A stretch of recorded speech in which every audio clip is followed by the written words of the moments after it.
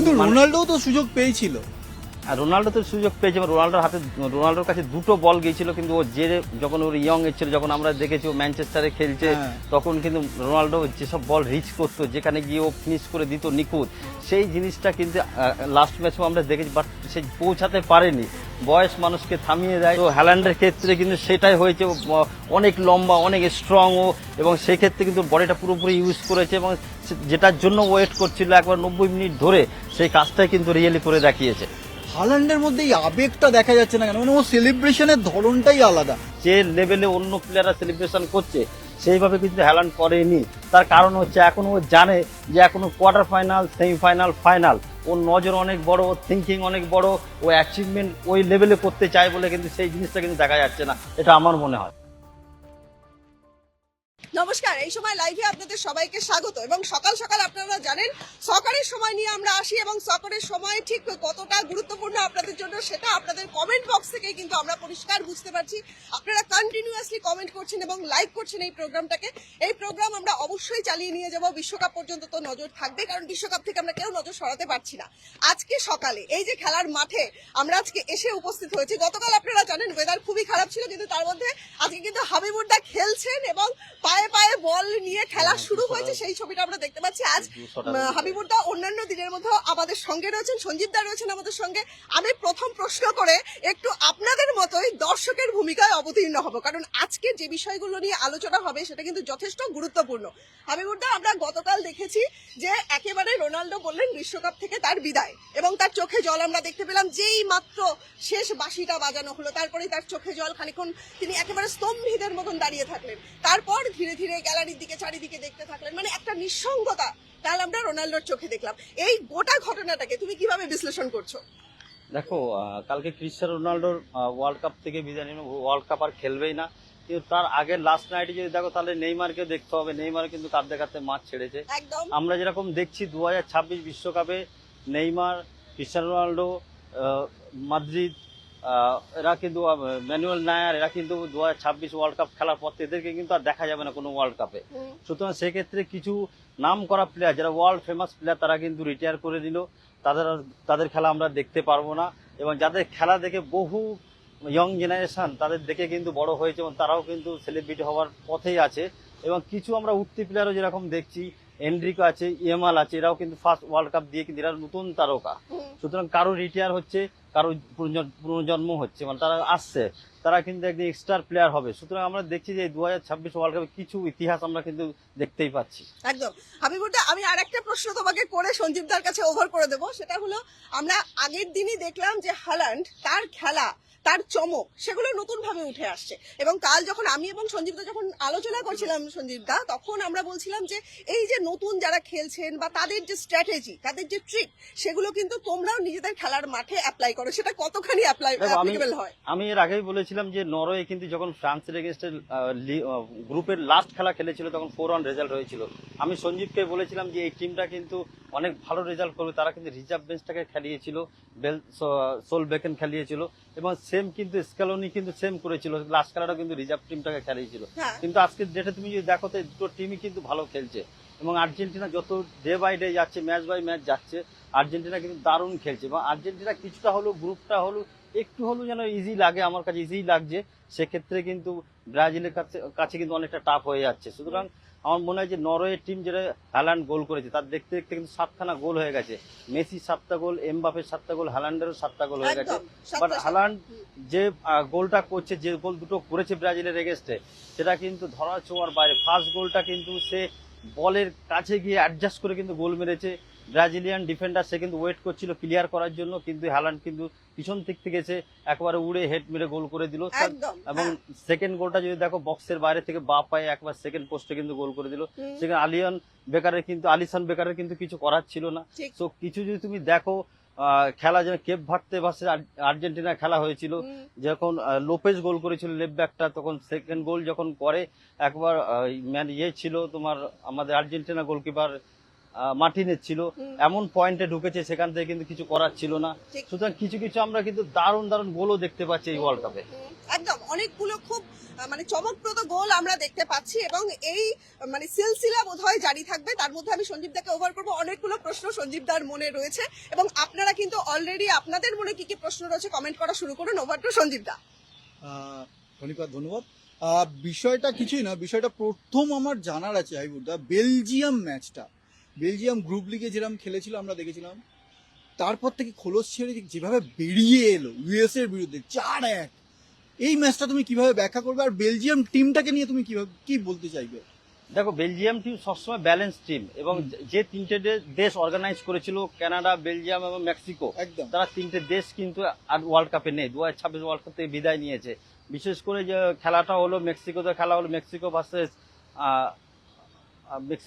খেলাটার কারণ মেক্সিকোর হ্যাঁ, ম্যাচটা ছিল, যে খেলাটা হলো সেখানে মেক্সিকো কিন্তু 10 জনে খেলেছে ইংল্যান্ডের এগেইনস্টে, এবং সেখানে কিন্তু সেকেন্ড হাফটা পুরো মেক্সিকো 11 জন খেলেছে, ইংল্যান্ড 10 জনে খেলেছে। এখানে কিন্তু থমাস টুকেলের কিন্তু আমি প্রশংসা করবো। এর আগেও আমি বলেছি থমাস টুকেল কিন্তু তার ব্রেনের মস্তিষ্কের কিন্তু দাম দিতেই হবে। তার 13টা শিরোপা আছে ইউরোপে এবং সে কিন্তু 10 জনে 45 মিনিট একটা ওয়ার্ল্ড কাপের মতো আসরে আটকে রাখা কিন্তু রিয়েলি টাফ, এবং সেটা কিন্তু থমাস টুকেল সেকেন্ড হাফটা আটকে রেখে দিয়েছিল, সেকেন্ড হাফটা পুরোটাই প্রায় আটকে রেখেছে, 40 মিনিট আই থেকে এরকম কিছু হবে।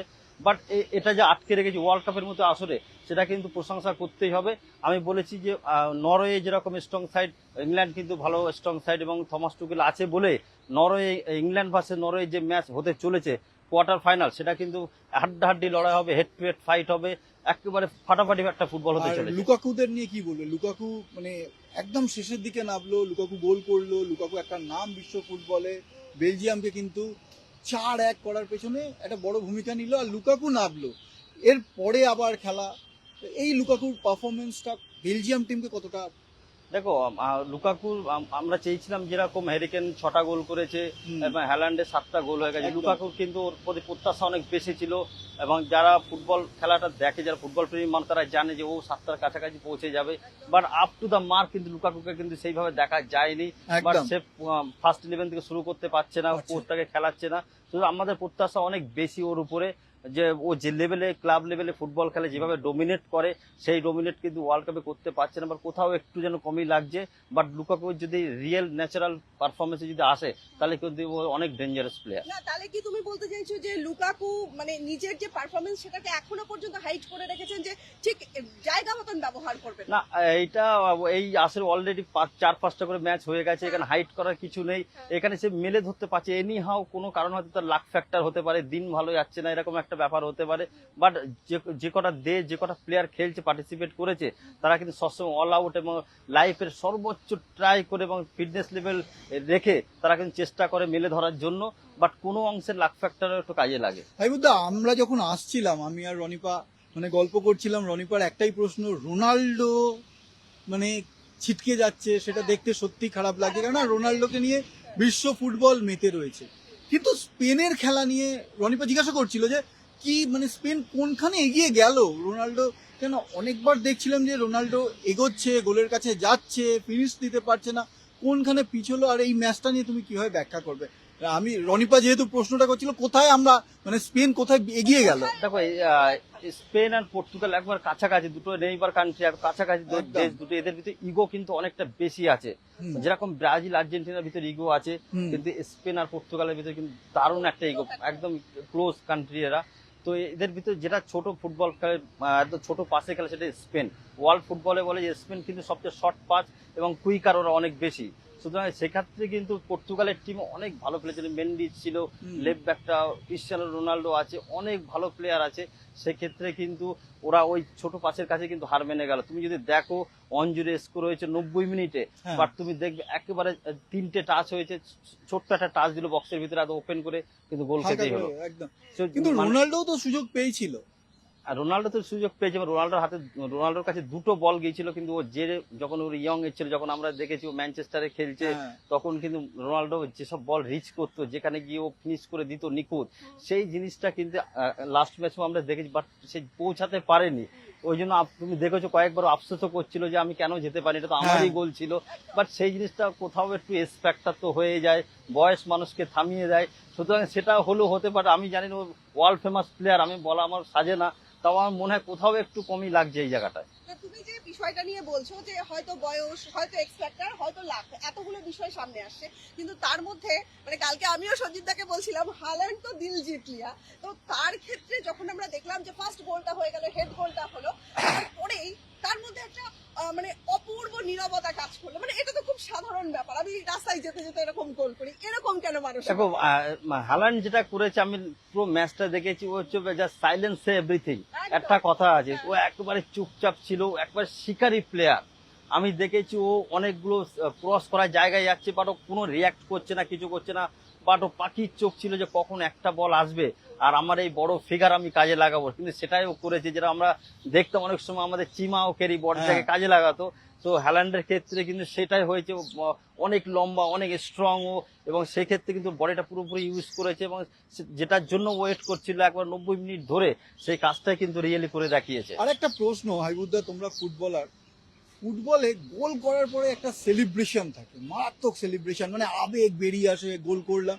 হাল্যান্ডের মধ্যে এই আবেগটা দেখা যাচ্ছে না কেন? মানে ও সেলিব্রেশনের ধরনটাই আলাদা।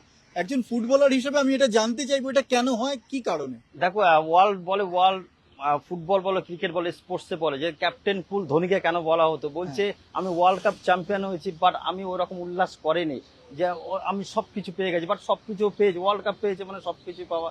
ও দেখাতে পায়নি। ইমরান খান পাকিস্তানে ছিল, সে কিন্তু দেখায়নি, ওয়ার্ল্ড কাপ পেয়েছে, রিটায়ার করে দিয়েছে।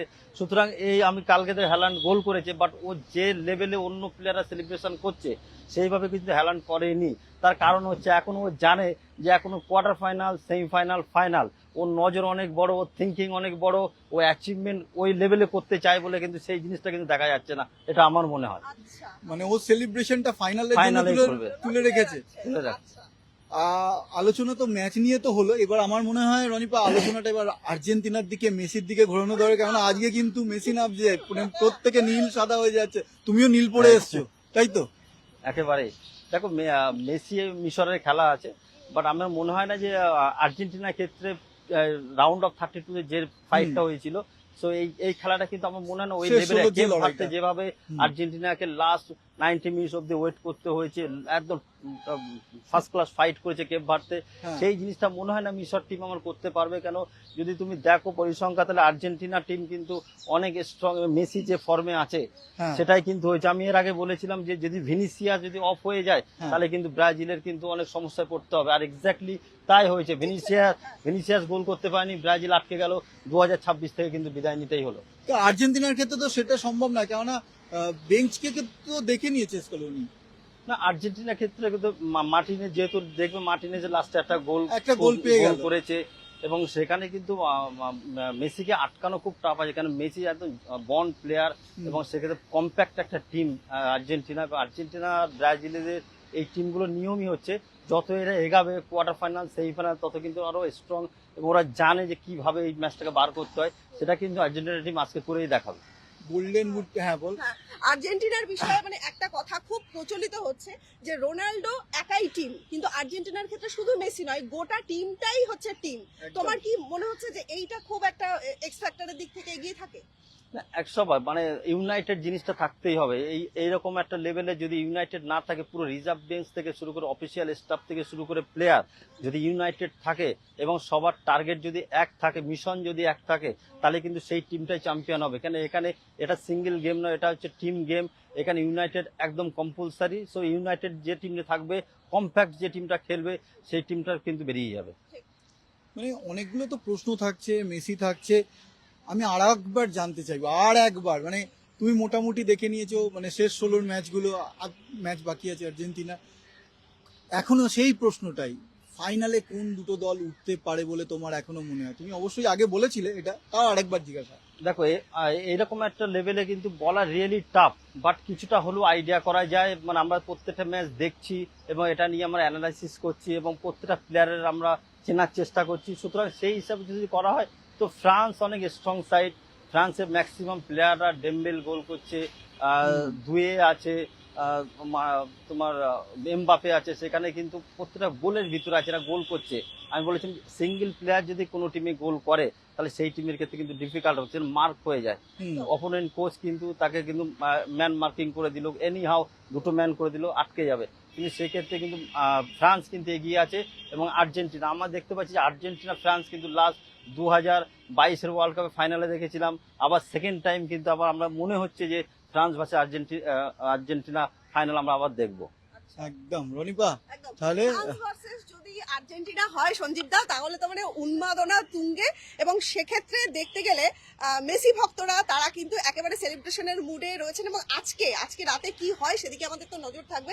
এতক্ষণ পর্যন্ত হাবিবুরদা আমাদের সঙ্গে ছিলেন, অলরেডি হাবিবুরদার এখানেই কোচিং রয়েছে, তাকে অনেকটা সময় আমরা নষ্ট করলাম। হ্যাঁ, নেমেও পড়েছে সবাই। তো আর আমরা সময় নষ্ট করবো না আজকের মতো। আগামীকাল আরো একবার ফিরবো, হাবিবুদ্দাকে সঙ্গে নিয়ে ফিরবো, এবং আগামীকাল কি বিশ্লেষণ হবে নিশ্চয়ই বুঝতে পারছেন। একেবারে মেসি নিয়ে উন্মাদনা থাকবে আমাদের সবার মধ্যে। তো এতক্ষণ আপনাদেরকে অনেক অনেক ধন্যবাদ। আমি এবং সঞ্জীব দা ছিলাম আপনাদের সঙ্গে, এবং ক্যামেরায় মৈনাক ছিল আমাদের সঙ্গে। এবং হাবিবুদ্দা, তোমাকে আজকের মতো মানে একটুখানি একদিনের জন্য ছুটি দেওয়া হলো। আগামীকাল কিন্তু আরো বেশ কিছু বিশ্লেষণ থাকছে সকলের জন্য। সবাই নজর রাখুন, ভালো থাকুন, নজর রাখুন এই সময় লাইফে।